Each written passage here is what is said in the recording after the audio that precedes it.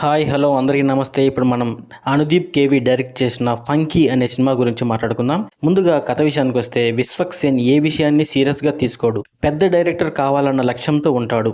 మంచి ప్రొడక్షన్ సంస్థలో ఫంకీ అనే సినిమా చేసే అవకాశం వస్తుంది. 4 కోట్ల బడ్జెట్తో సినిమా తీస్తానని నిర్మాత అయిన నరేష్కు హామీ ఇచ్చి 40 కోట్లు ఖర్చు పెట్టిస్తాడు. అయినా కూడా సినిమా పూర్తి కాదు.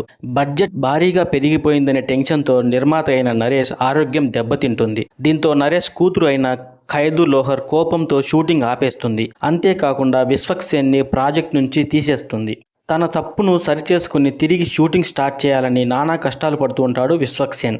లాస్ట్కి ఒక కండిషన్ మీద ఖైదు సినిమా ఒప్పుకుంటుంది. అదేంటంటే మిగిలిన సినిమాని ₹1 బడ్జెట్లో పూర్తి చేయాలి.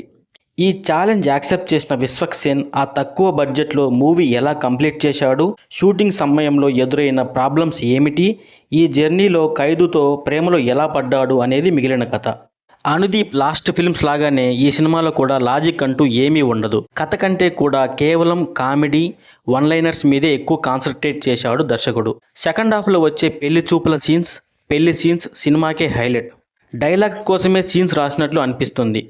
సినిమా ఎడిటింగ్ అస్సలు బాగలేదు. ఏదో యూట్యూబ్లో కామెడీ సీన్స్ చూస్తున్నట్లు అనిపిస్తుంది, మూవీ చూస్తున్నట్లు కాకుండా. డబ్బింగ్ చాలా చోట్ల అస్సలు సింక్ అవ్వలేదు.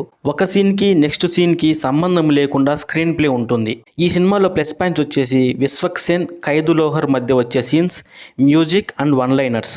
ఈ సినిమాలో మైనస్ పాయింట్స్ వచ్చేసి story, editing, dubbing, screen play. ఫైనల్గా నేను ఇచ్చే రేటింగ్ ఈ సినిమాకి 2.5/5.